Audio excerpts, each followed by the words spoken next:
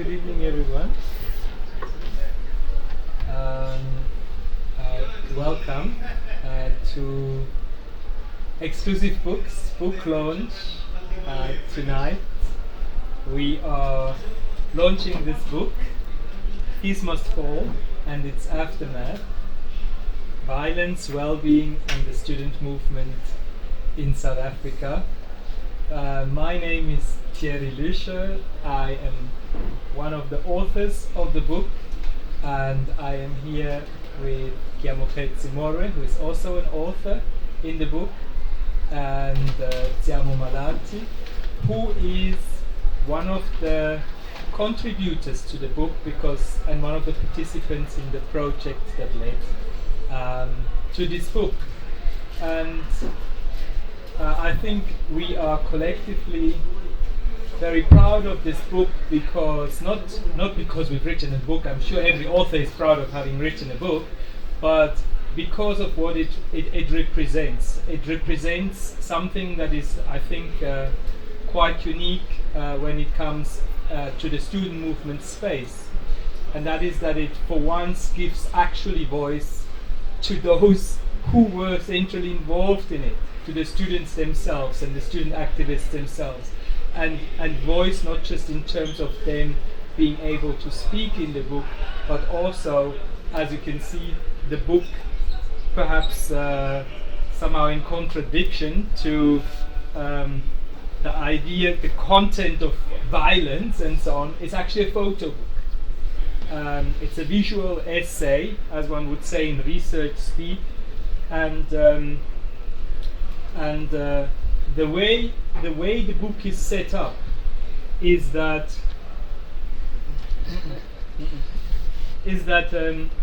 it starts with four words and with an introduction chapter, and then the book actually is a series of exhibitions of photographs that student activists, student leaders from different university campuses, from as far up north as Univen, as far south as University of the Western Cape, as far east as Durban University of Technology, and in between Free State and Eastern Cape, who have contributed to this. And the way they have contributed to it is that in a series of workshops, and Tsiamo will be able to talk about his experience and how he actually participated in it, they would submit images that represent to them what the student movement, what their experiences were during the student movement, particularly insofar as they relate to experiences of violence and well-being. So the idea was to find out from the student activists how they were coping with being exposed to what still is a very violent university landscape. And the way the students conceptualized violence is also not just with throwing stones or being shot at with rubber bullets, but violence in various ways.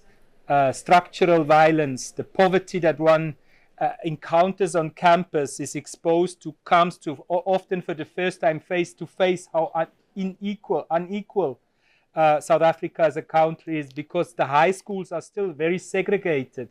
And so socioeconomic background, cultural background, and so on is still very much kind of protected within the high school space. But then you're taken out of Kofimbaba and you end up at UCT, and suddenly you see students who are sleeping in the library and others who come to campus in their Porsche, you know, and so the violence of the curriculum, of the language that is being used, of the culture that one encounters, different types of violences. So that is what the book talks about. We'll go into some detail as well, but we also wanted to find out, after exposure to different forms of violence, including the direct physical and emotional, psychological violence that comes with participating in a student movement, how did the students restore some semblance of well-being? Because as researchers, education researchers, we know that well-being is a precondition to learning. If you don't learn well on an empty stomach. You learn even worse if you've had no proper night rest, no books, didn't understand perhaps the accent or even the language that or the discourse that is spoken in the classroom, don't feel well. So we wanted to find out what are the resources as well that the students draw on in order to actually be able to learn and to get back to learning after exposure to violence. So that's, I think, a couple of introduction remarks. Chiamo? Thank you very much, Taylor.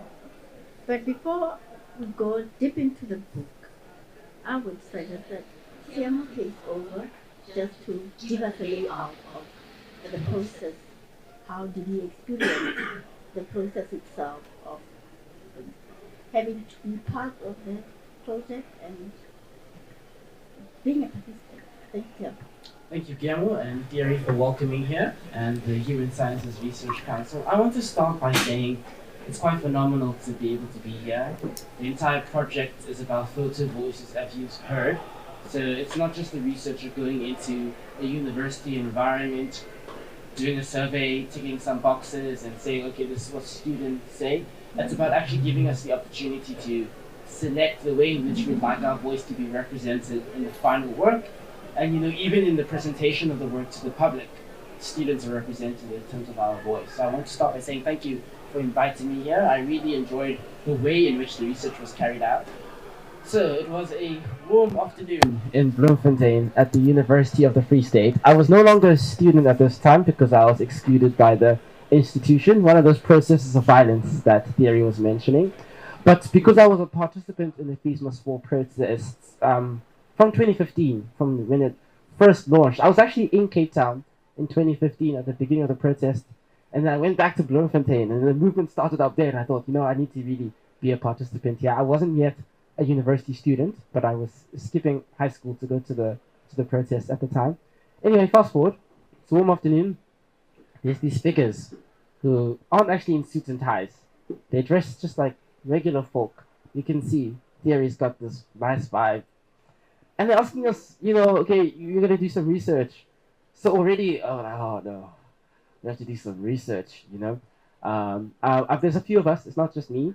There's Pogang Falco, there's Tabu Mia, there's Tepang Matlati, there's myself, there's a few more who I haven't named. And we were all part of this protest in different capacities. Some were doing media, some were in the front lines. Others eventually joined the SRC, we were part of negotiations. So it's quite a different lots of people, but we all know each other. And we've all got stories to share. Sometimes we experience the violence together. And they put us around a table. And one of the first things they tell us to do is to relax. Some juice, just, I'm thinking, they just warming us up for what is going to be a few days of serious, hard academic work. And no, they say, choose some pictures of your experience in the protests. Pictures that speak to violence, but also pictures that speak to well-being, the duality that's already been explained. And at first I'm thinking to myself, wow, this is a very new approach to expressing oneself. I must try to not talk a lot, we're really good at that. I have to try and encapsulate my voice into an image. And we were really camera shy during the protests. People were afraid that if a picture was taken of us, the university would exclude us, or something would happen, we would be arrested. So at the time, firstly, we don't want pictures of us taken. But I don't have pictures of myself from the protest. I had one picture of myself from the protest. I was sitting on the floor with a half-broken hockey stick that was used for who knows what, but I had picked it up. And what I was doing at the time was I was handing out bread and water to the protesters because we had a fundraiser to gather that. And I was so tired, and the heat was so I just sat down. And Little Diana actually took a photo of me just sitting down with the hockey stick and I had my beanie on because I thought, okay, I'm going to hide myself. So I chose that image. And then the second thing is I started doing media during the protests. I was also on the other side of the camera. I was doing video work for Kopsi TV. And one of the things we actually produced was a documentary about one of the violences that will be spoken about in the book, the Shimla Park incident, Schindler Park, a campus race assault that was released on YouTube in 2019. Took us 2.5 years to produce it. So I also struggle to participate in the process because I'm the one taking the photos, you know. So I chose some photos I'd taken and some other photos I found, and we gathered them on the table, and we all had a chance to go around and speak about what the photos meant. There were some guided research questions, you know, naturally just to get conversation out of us. But throughout the few days, it felt as if it wasn't an extractive process where researchers were coming in to gather knowledge for whatever purposes they needed to gather it from. It felt more collaborative. So there was really an opportunity for us as the participants in the research to also have some level of control over the research process. Finally, once everything was done, they had to pack their bags, and we were all sad because we lost our cookies and juices that we were enjoying for the few days. And after they left, I suppose things slowed down a bit with the activism on campus. COVID eventually hit, and then they produced this book, which I think is quite magnificent. It looks really nice. It's got many pages. I'm sure that many of us will enjoy reading it and just taking it in. And what I hope is that the process will continue. Even students that weren't necessarily in that light room, wasn't a dark room, with the table and the cookies and sharing photos, will also see the visual media and the writings inside the book and will also participate just the way in which we as students participated. And that's why I'm happy that we're having this conversation, because it's all about ensuring that our photo voices don't dim and disappear.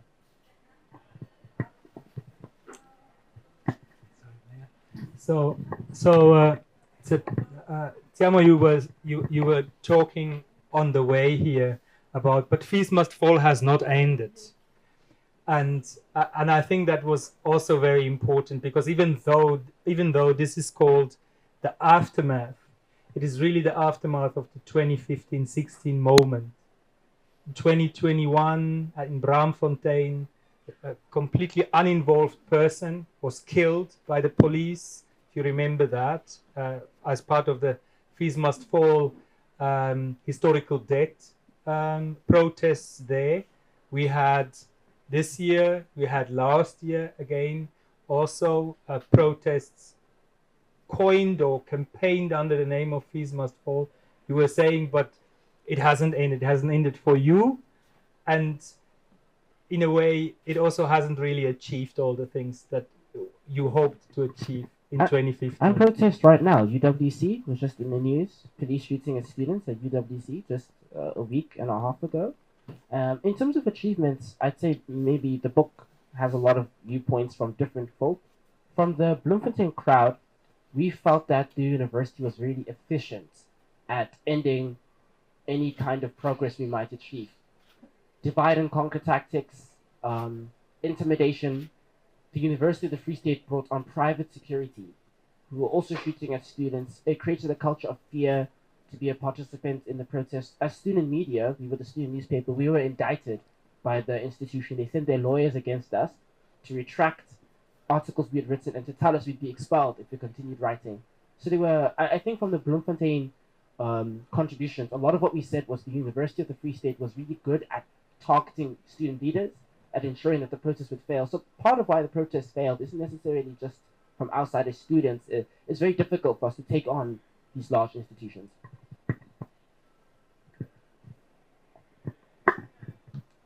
Thank you very much, Tiamo. I wouldn't say that the protests have failed. I wouldn't necessarily say that they have failed. There were some gains that were made. And the fact that we also have this book is a sign that there were gains. The aim for us, basically, to have this book is to, as Tiamo said rightly, to advocate for students and also to show that there is so much violence that within our universities, and that should not be going on. There's a need also to increase mental health services, but also to destigmatize that, because that is what we found out during our interactions with the student activists, that there are services, mental health services, but they are not using them because of Tiamo spoke about the element of being excluded and going to a counselor, to the student who was in the forefront, then it might mean that I might be excluded because I have to tell what I did, isn't it? Remember the hockey stick? Yes, that you don't know. Yes, yeah. So, in our book, what we have, basically, we have 18 chapters all in all. And 15 of those chapters are empirical. Empirical in that they actually draw in the experiences of the students. I think you can see from this, what do you call them? Which one do you want? I think I want the gendered one, yes. So this is actually a double spread of the chapter opening, chapter 10 of the book, and it talks about gender inside the movement. Yes.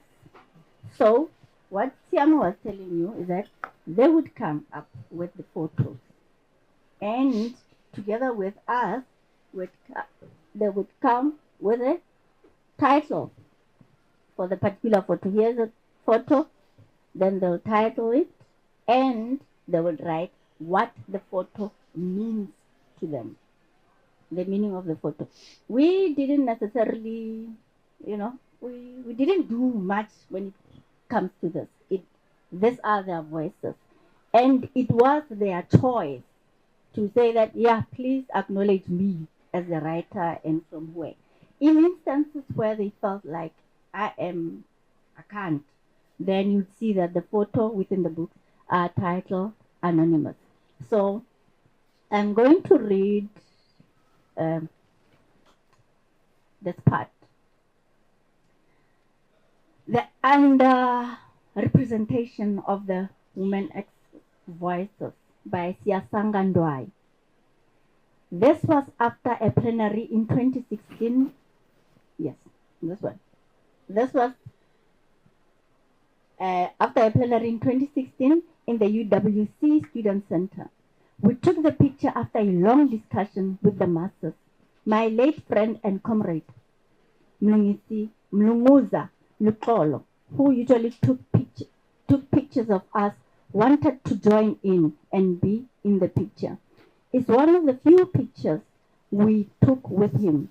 The rest were taken by him. I'm in the picture wearing a black cap.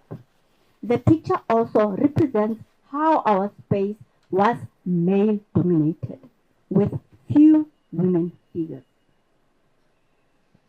So, and this picture, for example, here is from the University of the Free State. It's actually in front of the main building, a protest. And one can see here as well some of the dear UFS. This revolution has women, gays, lesbians, queer, trans, and trans bodies. Remember that. And here another one saying, "You, my daughter," African proverb.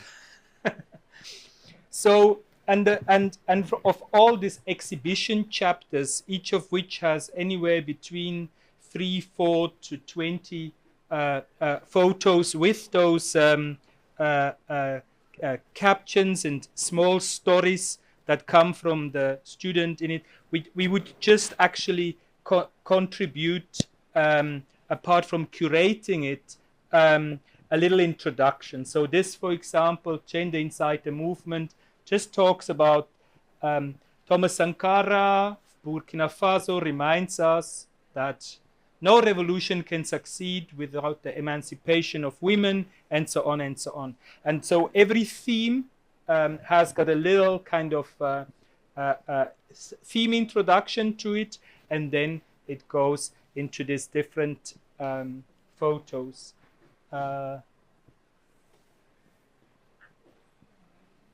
Like this is another one here from the well-being chapter.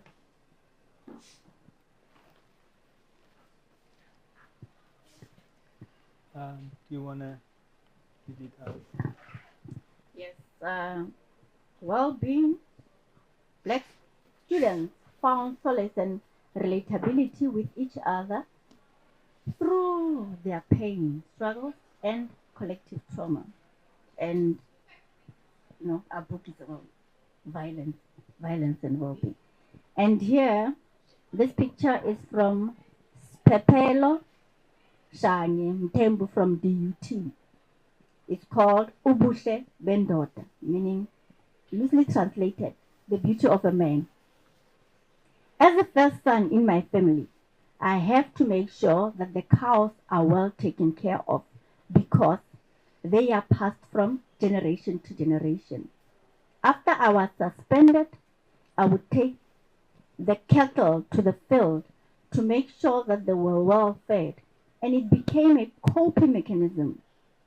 I would not overthink what had transpired at school and my suspension while I was heading the cattle.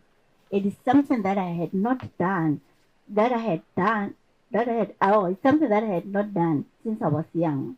So it is very refreshing to do, and it was also a very useful distraction mechanism. And so this is actually him here. Yes. And he yes. was the DUT SRC president, and got suspended during the protests, and that is how he wanted to show, this is how I restore well-being, how I got my rootedness and my groundedness back, being at home, feeling like I'm wasting my time because I came to university to study, then encounter what I encountered, had to now engage in struggle, and now I'm here, I'm back home, but at least I'm finding myself again, And the beauty of this is that he says that it is something that often we tend to want to face our own challenges.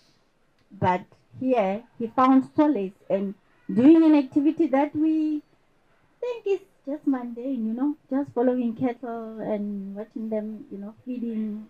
It's not, but it was his coping mechanism. But most of all, he recognizes that it is something, the activity itself, it's something that he ought to do for the future generation, just like the struggle that he has and was involved in as a student, although he was suspended. From the Bloemfontein group, I know that when well-being was brought up, there were some interesting conversations that emerged because some of the methods we were using to cope with trauma and violence were not as productive as this image shows. So I'd say that definitely if the mental health services that Guillaume was talking about, not just from the institutional level, but also what we owe to each other, was stronger, like if there was a greater community among students so that we could work through these traumas together, the ways in which we attain well-being would be better. Yeah. I will also add to that that a lot of the repercussions of FeesMustFall are still felt today. I don't have a university qualification. I'm excluded from the university I was studying at. Some protesters went to prison for multiple years. We had to have campaigns to have them released from prison. Yet some of the outcomes which we've enjoyed, like the expansion of NSFAS, which, they're not small but not ideal. They came through sacrifice from people, and those people are not yet well. But what I will say is that there are definitely ways to achieve student well-being. And one thing that we did in the process was to just have an open conversation about that. What methods did we use to achieve well-being? Were they constructive? Did they sometimes lead us down paths of substance consumption or not focusing on studies or dropping out? And some of those were the consequences. But there were also some hopeful stories as well.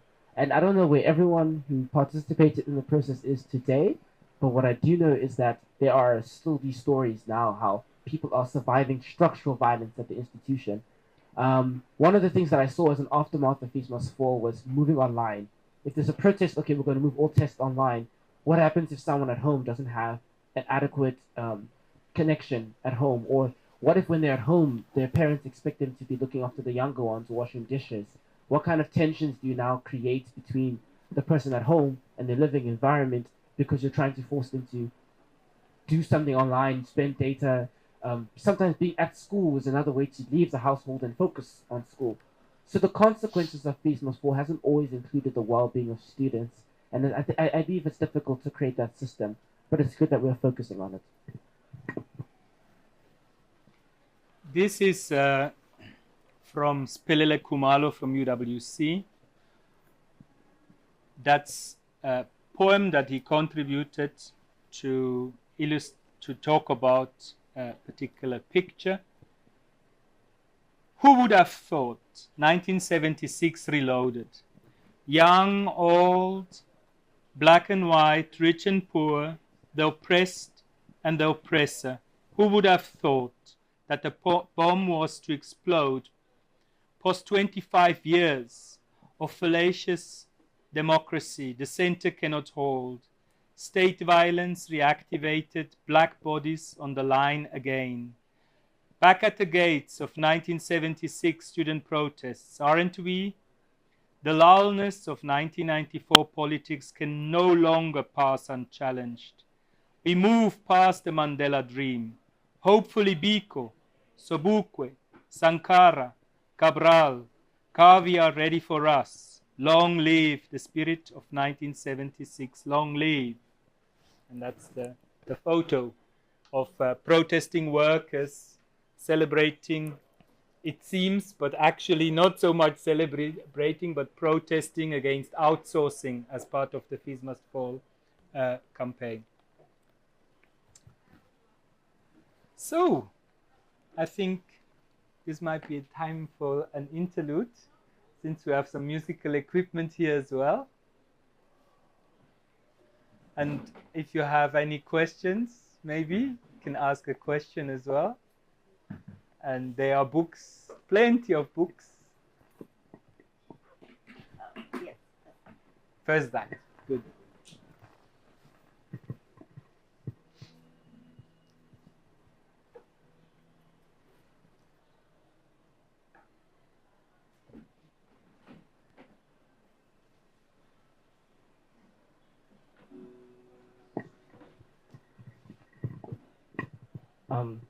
This poem I wrote around the same time that this process was unfolding, but not necessarily as part of the process.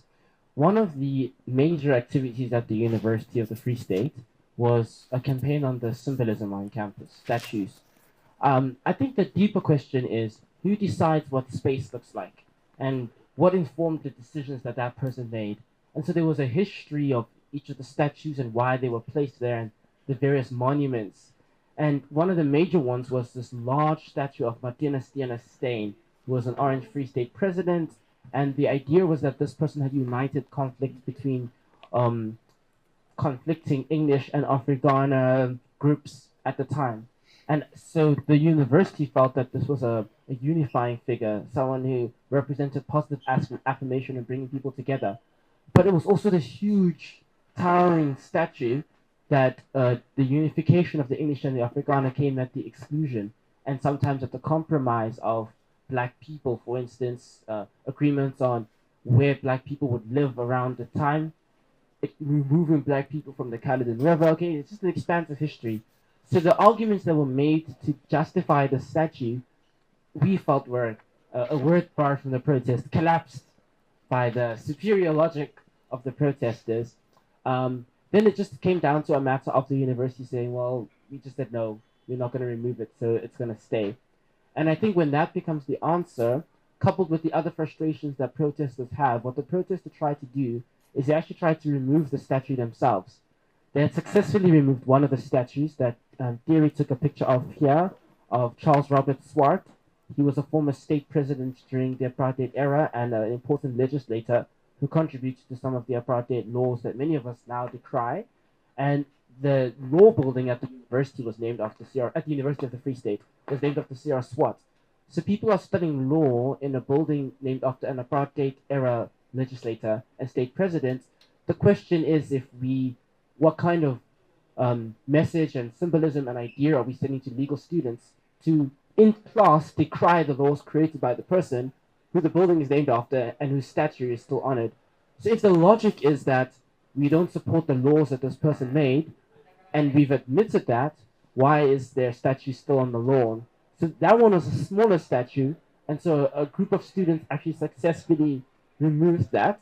One of those students' name was Pirela Gilwa, who was a member of PASMA at the university. Um, they received a 5,000 rand fine and a 9-month suspension for removing that.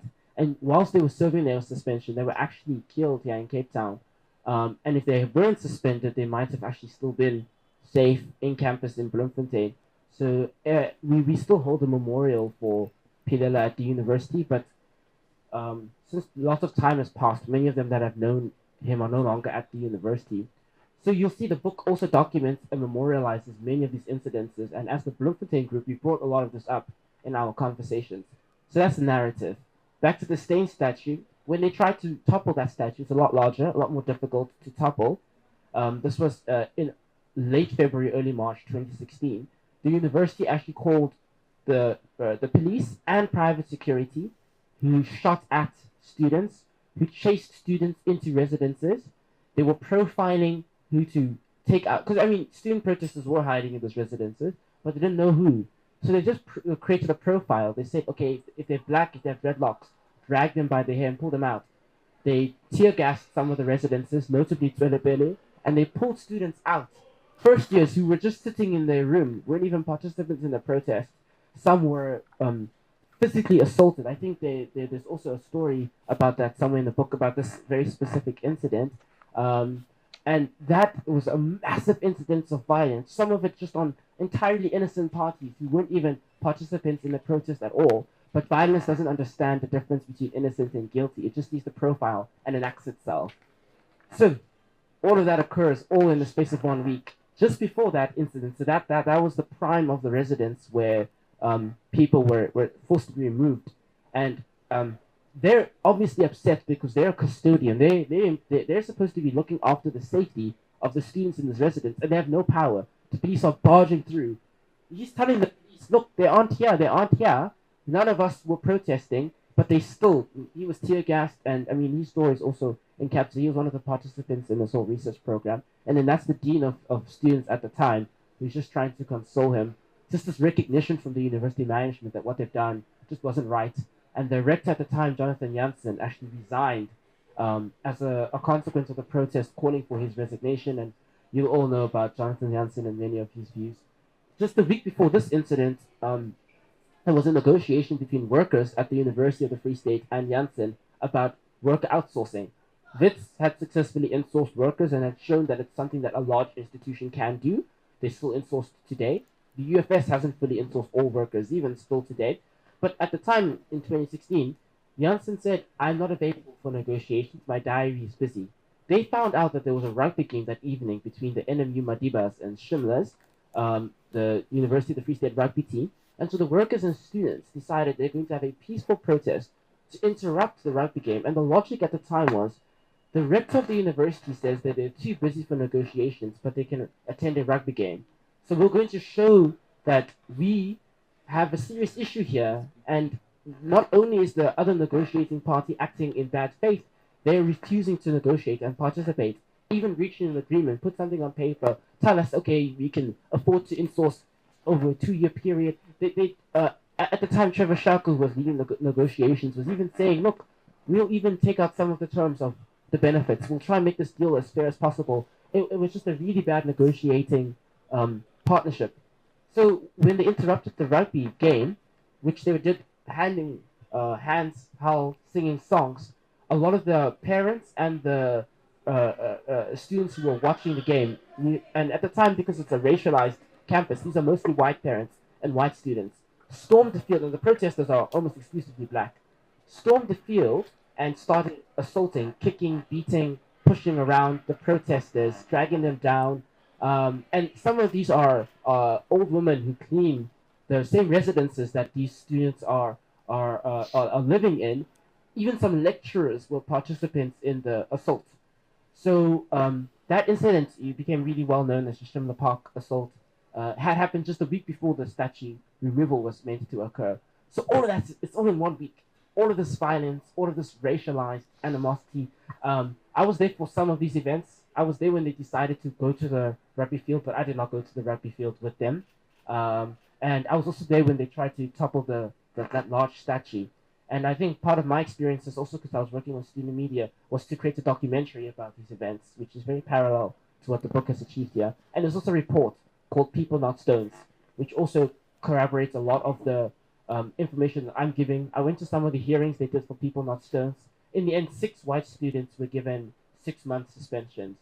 And then 2 black students were given 6 and 9-month fines, one of them being Pilela, and they were also ordered to pay 5,000 rand, and that was for the demolishing of that statue. But no one felt that any justice or any serious inquiry into this actually occurred, and the university scrubbed it from its institutional memory.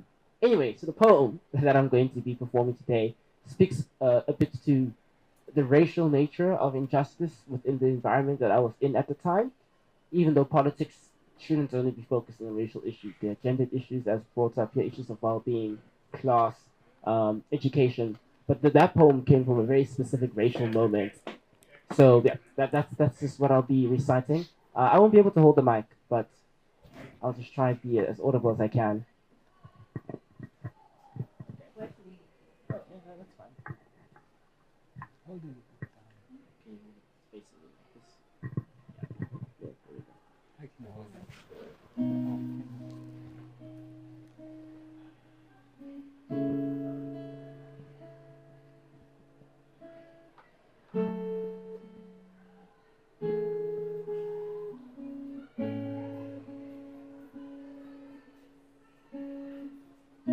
Black fairy tales are tragedies, reminding us to burn. Memories of massacres, tales of tearing flesh, stories of stuffing death into villages and being stripped, forced to climb aboard townships, to sail, to be sold, wear necklaces of rubber, lotions of oil, and be burned. In 1955, they buried libraries in Sapphire Town. 68, they rewrote 60,000 stories in District 6, made them white, with gunpowder and chalk.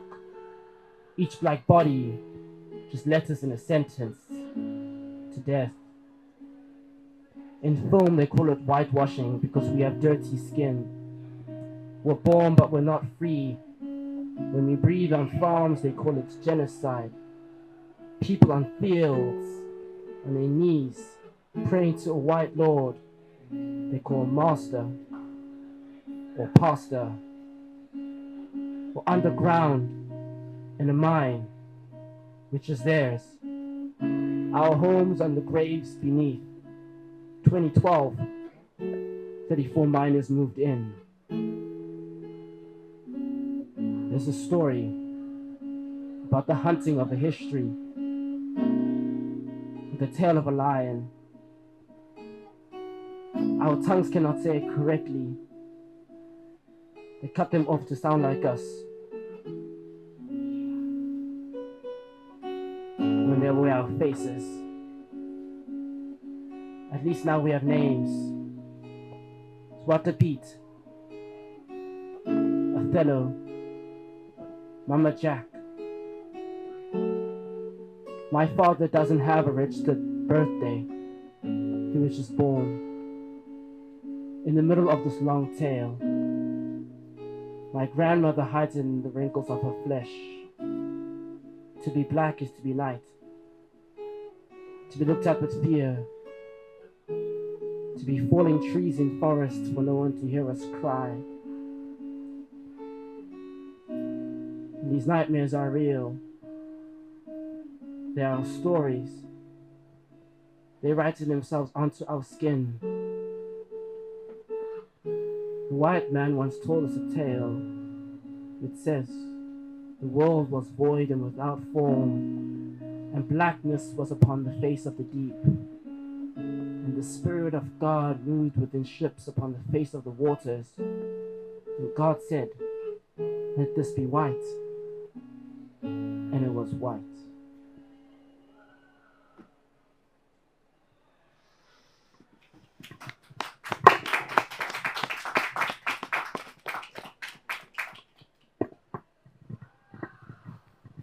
Thanks. Anybody have any question?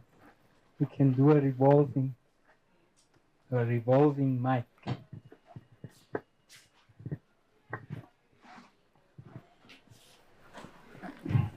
Firstly, thank you for the decision to have this book.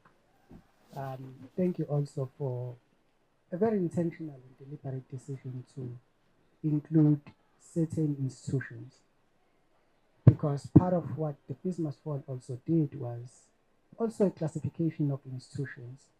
The history of FeesMustFall will tell you about FEED, will tell you about UCT, will tell you about other institutions, many of which remain with untold stories.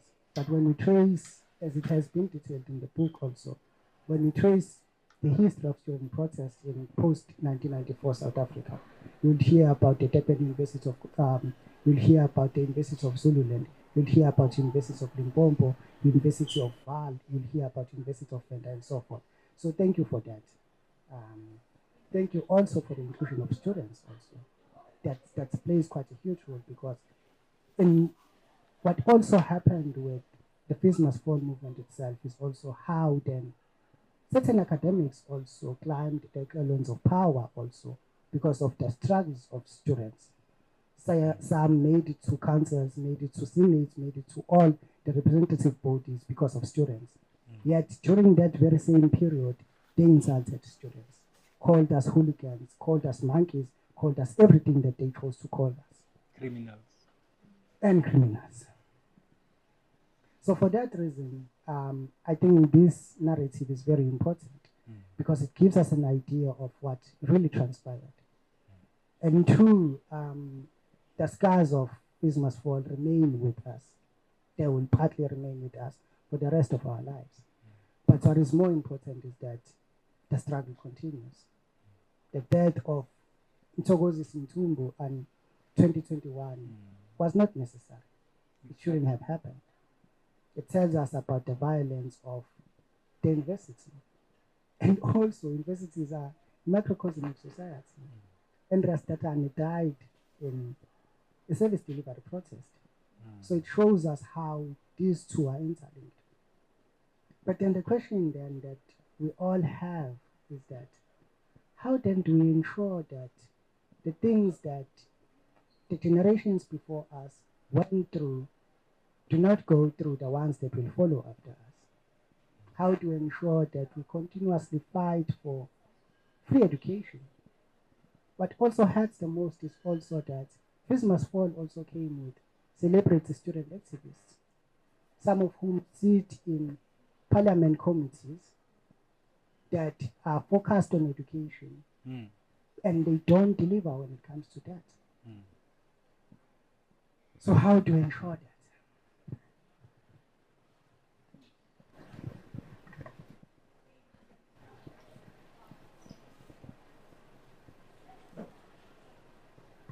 Thank you very much for your question and also your acknowledgement. How do we ensure that the next generation will actually live better? There are several paths that we have taken. First of all, this book by itself, we know that there are protests and there will be protests at universities about fees, and lots have been written about those. However, the universities and also the government has not been, taking them to heed. So with this book, the format itself forces a person to actually look and actually read, and it's an uncomfortable book. It's beautiful, but it's so uncomfortable. And we believe that we are all human, and there would be that, we are going to be tapping on that element of humaneness. Can you just give us this photo? Because often when we looking at protests, what university, there are protests that would bring in um, security officers or police officers. I don't think that the university management or even the department is well aware of the extent of damage that happens to students themselves. There's a photo that Terry will show just now. But another thing, out of this book, the conversations that we had with the students activists, on the fourth day that we had 3 days for the photo voice, and then the last day was what we call the World Cafe, which is basically a solution-seeking process where we ask, because first of all, we ask violence and then well-being. So what needs to be done? And when we had that conversation, we called in student activists themselves, but we had academics or managers within also student affairs and the university in its entirety. So first of all, what they were exposed to is the photos that the students would have curated. We had a mini exhibition. They will see those photos, and most were actually shocked that this is what is actually happening. And then we'll have a discussion about what is it that needs to be done to actually ensure that there are no violent protests. And in the cases of violent protests, what is it that actually ought to be done to ensure that students are restored? And out of that, we have a manual which we didn't bring, yes, but the manual is tailored for student affairs who are advocates or they work directly with students. So they are advocates for students with the university management. So those are the processes that we trying to, and also the solutions are from both parties, the parties that are actually engaged. There would add some more. Okay, just trigger warning. Yes. Because this is, so if you are sensitive to images of violence, or so this is the moment where you decide, okay, I'm not going to look, but this is what it can look like. This is a photo that was submitted by Bob Sandile Masango from the University of Venda. It's entitled Mandla Tibane, and what Bob says about this picture is, this is a photo of a late close friend and comrade of mine who was brutally attacked by police. After the brutalizing treatment, he was badly injured. The police still detained him for no reason. He was about to register for a PhD, but because the universities are anti-black, his life shortened and he died having a pending case. I remember how we struggled to raise money to pay lawyers after the charges were fabricated against us. The rubber bullets. Rubber bullets are not rubber bullets. It's not somebody like this is what a rubber bullet wounds look like. So, and then you're still detained on top of all of that. So Mandla didn't pass away because of that. That was not the cause of his death, but he was not able to continue his studies and so on. And in the process of waiting to be able to continue doing his PhD and having a case hanging over him, that is when sadly he passed away. And so this is also to the memory of Mandla, and in fact also to another student who was actually participating in our process from the University of Fort Hare, who passed away a year after we did the study. Sinopol. Yes, Wandisile Sikot. Yes, Wandisile Sikot. That's his name. Yes. Oh, that's mine. Yeah.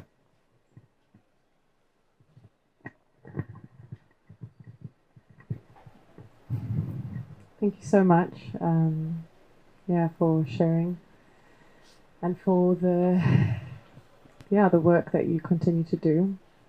I didn't know this was happening, and it seems perfectly timed. I was just walking through, and I never doubt a occasion to, go into discomfort and difficult conversations. And I was wondering whether to even ask this question, because I acknowledge the privilege in which I can ask it. And yet I am also an activist and revolutionist and here for change.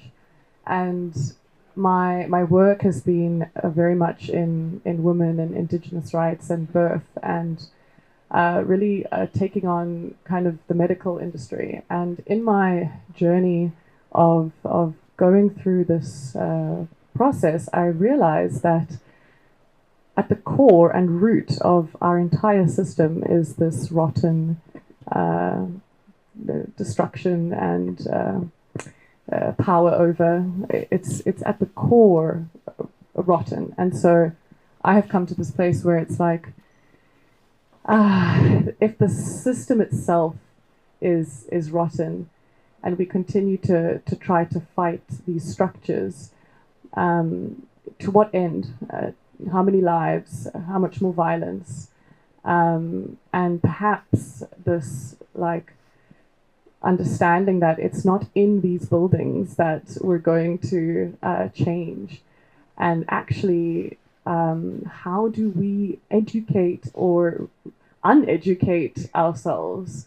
And of course, again, we all want to learn. We all want access to learning and to knowledge. And I'm just posing this place that I also find myself in, where it's like, to what end, when the entire thing is built on really destruction, actually.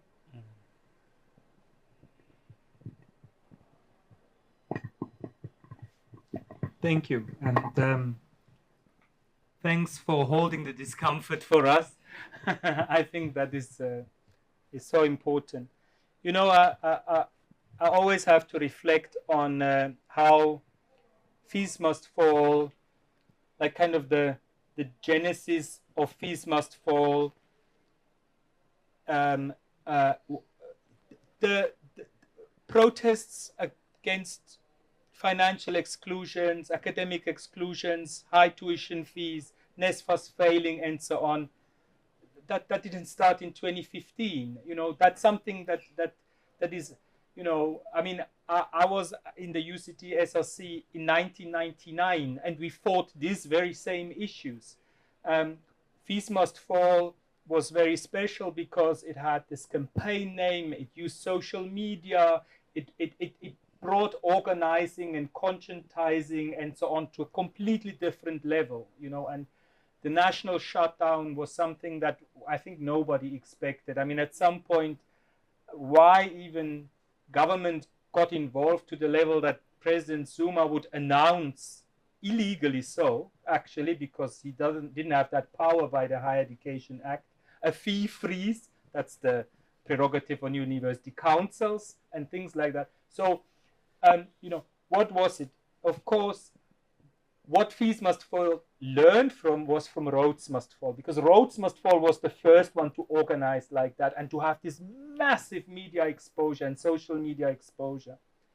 And at the core of Rhodes Must Fall was precisely a quite intellectual critique of South African society. And it started being kind of like all mishmash, kind of parceled up in decolonization, and Rhodes' statue must fall.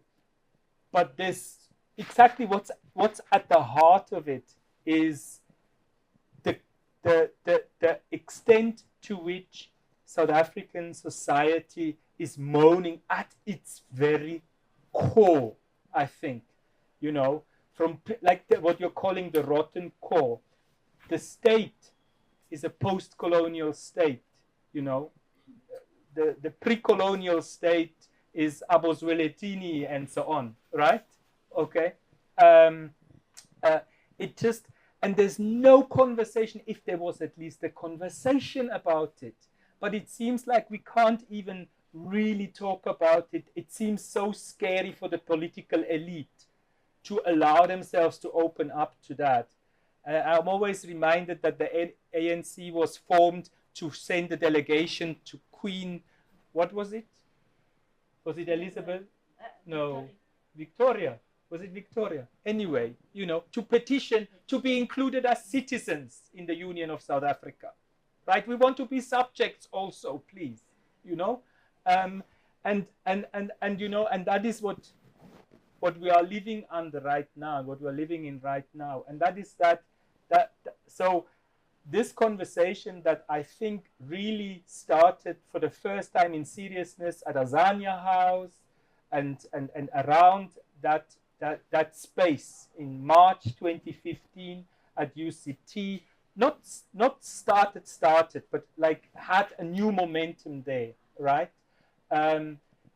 That one we must not forget, and it's nowhere close to resolved, and I think it's the most uncomfortable conversation, you know, because what you mentioned, like I'm speaking from a point of privilege,